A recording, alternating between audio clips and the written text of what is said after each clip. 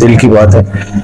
ماں باپ کو سب سے پہلے اپنے بچوں کو سنبھالنا چاہیے تھا، پھر دوسرا استاد کا مرتبہ آتا ہے، اور اس کے بعد ممبر و محراب کی ذمہ داریاں آتی ہیں. ماں باپ نے یہ سمجھا کہ شاید ہم نے اچھے اسکول میں بچے کو داخل کروا دیا تو شاید وہ تربیت بھی کریں گے، اور اپنے فریضے سے وہ عہدہ برا ہونے کی بجائے وہ غافل ہو گئے.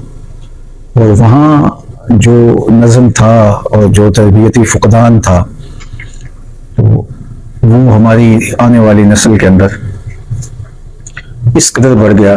کیونکہ ماضی کے اندر دادا ابو کا اور دادی اماں کا جو بستر تھا، اس میں رات کے وقت جو کہانی سنائی جاتی تھی، اس میں پورا کلچر اور پوری تہذیب اور اخلاقیات منتقل کیے جاتے تھے.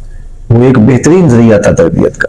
دادی اماں کا بستر بھی اٹڑ گیا، دادا ابو کا بستر بھی اٹڑ گیا، بچے تو اب ماں باپ کے پاس کھڑے ہونے کے لیے تیار نہیں ہے، تو ایک اتنے عمر کے فرق کے ساتھ دادا کے ساتھ اور دادی کے ساتھ کیسے بیٹھیں گے؟ تو وہ سارا دن اس کے ساتھ جڑے ہوئے ہوتے ہیں، تو وہ یہاں سے جو ملے گا وہ حاصل کریں گے. تو جب آزاد منش بچے اور آوارہ مزاج بچے اس سے کچھ حاصل کریں گے تو وہی حاصل کریں گے جو ان کو حاصل نہیں ہونا چاہیے. باقی ابھی بات ہو رہی تھی کہ کورس جو ہیں وہ لفظ سکھاتے ہیں، آدمی آدمی بناتے ہیں. تو آج اساتذہ کی تربیت کی بھی ضرورت ہے. اور تیسرا ہم لوگ ہیں جو ممبر و محراب کی ذمہ داریوں کو سنبھالے ہوئے ہیں. عمومی طور پہ ہم تو اپنی عظمتیں بیان کرتے ہیں کہ ہمارے دم سے ہی دنیا کھڑی ہے، لیکن میں سمجھتا ہوں کہ ہم نے ممبر و محراب کا حق ادا نہیں کیا.